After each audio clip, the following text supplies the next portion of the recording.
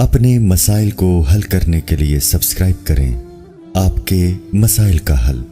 ایک مال خرید کر کسی کو دیا جاتا ہے مگر رقم تقریباً 10 لاکھ روپے کی مالی جس کے 7 دن میں ملتے ہیں، اگر انہوں نے پیسہ 10 دن میں ادا کریں اور ان کی مدد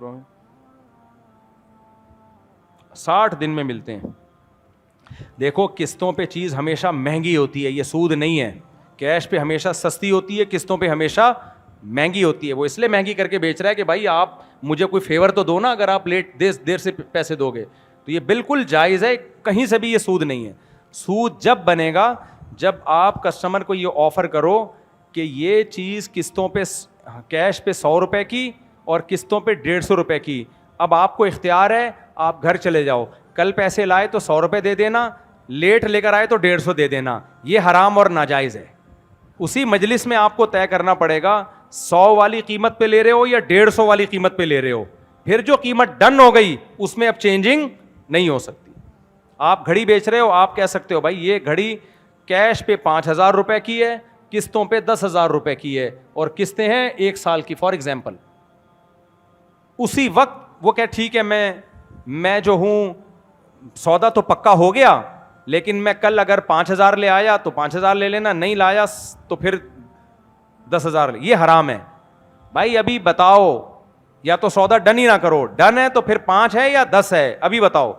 پھر جو قیمت طے ہو گئی نا، اب اس میں تبدیلی نہیں ہو سکتی۔ مثال کے طور پر اس نے خرید لی کیش میں کہ ٹھیک ہے میں 5000 میں میری ہو گئی یہ گھڑی لے گیا، وہ 5000 نہیں لایا، 1 سال کے بعد آ رہا ہے، آپ کہہ رہے ہو نہیں اب 10 لوں گا، یہ حرام ہے، لوگے آپ 5 ہی، بے شک اب وہ سال کے، کیونکہ قیمت جو طے ہوئی تھی وہ کتنی ہوئی تھی؟ 5000۔ بے شک آپ کو نقصان ہے، لیکن یہ نقصان برداشت کرنا پڑے گا۔ آپ کوئی اور کیس کر دو اس کے اوپر، پولیس بھیج دو، پٹوا دو گنڈوں کے ہاتھوں، جو مرضی کرو، 5 کے 10 نہیں ہوں گے اب۔ اسی طرح آپ نے اس کو بیچ دی 10,000 میں 1 سال کی قسطوں پہ، ڈن ہو گیا سودا، کل وہ آ رہا ہے کہ یہ 5 پکڑ اور قسطیں معاف، نہ اب 10 ہی دینے پڑیں گے آپ کو۔ اس بیس پہ کمی نہیں ہو سکتی کہ وہ کیش پیمنٹ کر رہا ہے، کیونکہ قیمت جب ایک دفعہ طے ہو گئی اب اس میں کمی بیشی نہیں ہوگی۔ یہ 2 شرطوں کے ساتھ قسطوں کا کاروبار جائز ہے۔ کافی ہو گیا میرے بھائی، مہمان بیٹھے ہیں بیچارے۔ مفتی صاحب، ایک خاتون کا سوال ہے کہ میں بہنوں میں سب سے بڑی ہوں اور میرا چھوٹا بھائی ہے، چھوٹا بھائی غلط ایکٹیویٹیز میں پڑ گیا ہے، فوش فلمیں دیکھنے میں اور ان چیزوں میں۔ وہ دیکھو، پہلی بات تو یہ کہ جس کسی خاتون نے پوچھا ہے، پہلی بات یہ کہ کسی کی برائی پر جب مطلع ہوں راز فاش نہ کرو کسی کا کبھی بھی، یہ بہت بڑا جرم ہے۔ عورت بعض دفعہ شوہر کو دیکھ لیتی ہے فوش فلمیں دیکھتے ہوئے، وہ سارے خاندان کو بتا دیتی ہے میرا میاں یہ کر رہا ہے۔ اس سے شوہر فلمیں چھوڑے یا نہ چھوڑے، بیوی کی عزت اس کے دل میں 2 ٹکے کی نہیں رہتی۔ کہتا ہے جس عورت کو اللہ نے میرا لباس بنایا تھا، میرا رازدار بنایا تھا، اس نے مجھے جب ذلیل کر دیا ہے تو بس وہ گئی، پھر اس کے دل سے گئی، وہ دوبارہ جگہ نہیں بنا سکتی۔ وہ جتنی معافیاں مانگ لے، وہ کہے گا ذلیل تو کر دیا نا۔ کیونکہ دیکھو، انسان گناہ کرے نا، 100 بار گناہ کرے، 100 بار توبہ کرے، اللہ اس کو اسی طرح معاف کرتا ہے جیسے پہلی دفعہ میں معاف کیا تھا، اور اللہ کی نظر میں اس کا وہی مقام ہوتا ہے جو گناہ کرنے سے پہلے تھا۔ اللہ کا دل بڑا ہے، اللہ کا ظرف کیا ہے؟ بڑا ہے۔ التائب من الذنب کمن لا ذنب لہ، حدیث میں آتا ہے کہ گناہ سے توبہ کرنے والا ایسا ہے جیسے گناہ اس نے کیا ہی نہ ہو۔ 100 بار گناہ ہوا، توبہ کر لی نا، اللہ کہے گا بھول گیا میں، بس ختم، میری نظر میں تو ایسا ہے جیسے گناہ کیا ہی نہیں۔ لیکن انسانوں کا ظرف اتنا بڑا ہوتا ہے۔ عورت نے اپنے شوہر کو فوش فلمیں دیکھتے ہوئے دیکھ لیا، کہیں چکر بازی میں دیکھ لیا، اس نے بتا دیا اپنی ماں کو، سب سے پہلے اپنے ابا کو فون کر کے بتاتی ہیں، ماں کو فون کر کے بتاتی ہیں، بات لیک آؤٹ ہوتی ہے۔ اب شوہر بالفرض توبہ کر لے، لوگوں کی نظر میں کبھی بھی اس کی عزت بحال نہیں ہو سکتی۔ جب موقع آئے گا لوگ کہیں گے یہ ہے تو وہی نا۔ تو ایسے صورت میں نقصان آدمی کا تو ہوتا ہے، بیوی کا بھی بیڑا غرق ہو جاتا ہے۔ جو میاں بیوی کا ایک ریلیشن تھا، جو اعتماد کی بیس پہ قائم تھا کہ دونوں ایک دوسرے کے رازوں پہ پردہ ڈالنے والے ہیں۔ دیکھو میرے پاس کیس آتے ہیں کہ شادی ہوئی، شادی کے بعد مرد کو پتہ چل گیا کہ بیوی کا شادی سے پہلے کسی سے ریلیشن تھا، لیکن وہ توبہ کر چکی ہے، اب نہیں ہے۔ تو میں ایسے مرد کو کیا کہتا ہوں، بھائی رکھنا نہ رکھنا تمہارا ہیڈک ہے, اس کا راز کبھی بھی تم نے فاش نہیں کرنا ہے. اور ریلیشن تھا اس کا کسی سے, بھول جاؤ. میں نے کہا جس دن تم نے کسی کے سامنے ڈسکس کر لیا نا کہ میری بیوی میں یہ خرابی تھی پھر بھی میں نے رکھا, شوہر کہلانے کے تم لائق نہیں ہوگے. یہ لفظ قرآن کا یاد رکھو جو میں نے آج جس پہ بیان بھی کیا ہے کہ میاں بیوی ایک دوسرے کا لباس ہیں. لباس چھپاتا ہے آپ کے پوشیدہ اعضاء اور آپ کی برائیاں دکھاتا نہیں ہے, دنیا کو چھپاتا ہے.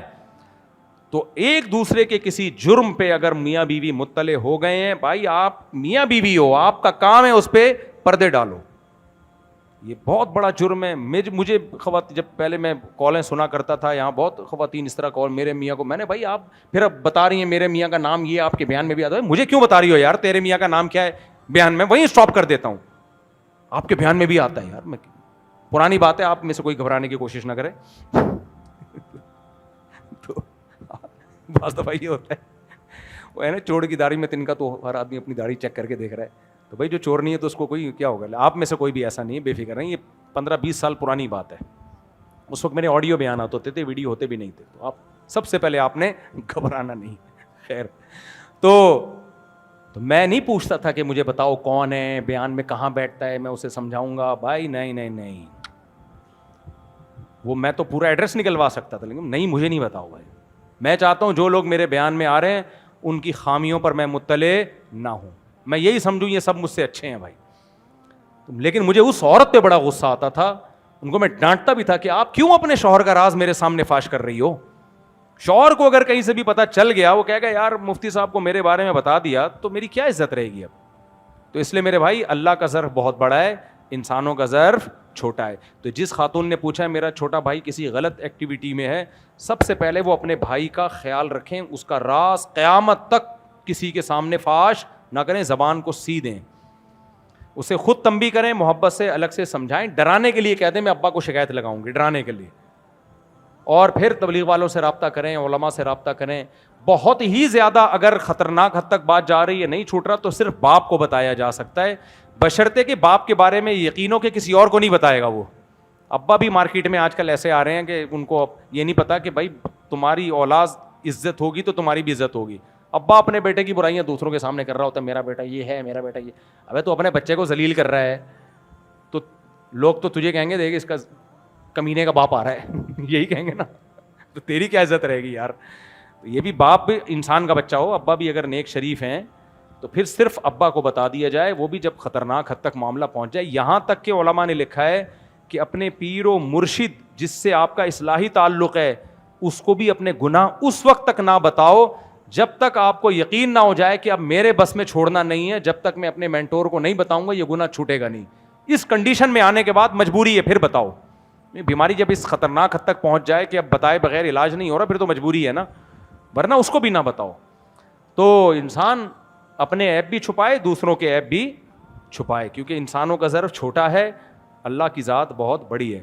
تو یہ کام کریں بس. اب جلدی سے بھائی, ہمارے بھائی بیٹھے ہوئے ہیں بیچارے, کریں گے بٹھا کے آ رہا ہے بس. یہ لندن سے آئے ہوئے, ان کو میں نے کھانے کے لیے بٹھا دیا تھا. لوگ فوراً کہیں گے ہاں لندن سے آئے ہوئے کو بٹھا دیا, رکشے والے کو کبھی نہیں بٹھایا. بہت سے رکشے والوں کو بھی بٹھایا میں نے کھانے کے لیے, پوچھ سکتے ہو. آج آیا نہیں, ایک رکشا چلاتا ہے بیچارہ, اس کو تو 100 دفعہ کھلا چکا ہوں اپنے ساتھ بٹھا کے. مولانا طارق مل صاحب کا اسکینڈل بنا دیا نا, تو لوگ فوراً علماء کی اس بات کو پکڑتے ہیں. ایک مال خرید کر کسی کو دیا جاتا ہے مگر رقم تقریباً 10 لاکھ روپے کی مالی, جس کے 7 دن میں ملتے ہیں. اگر انہوں نے پیسہ 10 دن میں ادا کریں اور ان کی مدد 60 دن میں ملتے ہیں. دیکھو قسطوں پہ چیز ہمیشہ مہنگی ہوتی ہے, یہ سود نہیں ہے. کیش پہ ہمیشہ سستی ہوتی ہے, قسطوں پہ ہمیشہ مہنگی ہوتی ہے. وہ اس لیے مہنگی کر کے بیچ رہا ہے کہ بھائی آپ مجھے کوئی فیور تو دو نا, اگر آپ دیر سے پیسے دو گے. تو یہ بالکل جائز ہے, کہیں سے بھی یہ سود نہیں ہے. سود جب بنے گا جب آپ کسٹمر کو یہ آفر کرو کہ یہ چیز قسطوں پہ, کیش پہ 100 روپے کی اور قسطوں پہ 150 روپے کی. اب آپ کو اختیار ہے, آپ گھر چلے جاؤ, کل پیسے لائے تو 100 روپے دے دینا, لیٹ لے کر آئے تو 150 دے دینا. یہ حرام اور ناجائز ہے.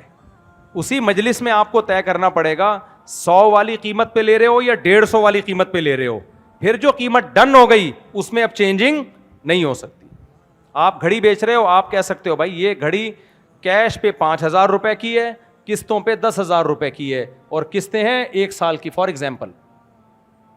اسی وقت وہ کہ ٹھیک ہے میں جو ہوں سودا تو پکا ہو گیا, لیکن میں کل اگر 5,000 لے آیا تو 5,000 لے لینا, نہیں لایا تو پھر 10,000. یہ حرام ہے بھائی. ابھی بتاؤ, یا تو سودا ڈن ہی نہ کرو, ڈن ہے تو پھر 5 ہے یا 10 ہے, ابھی بتاؤ.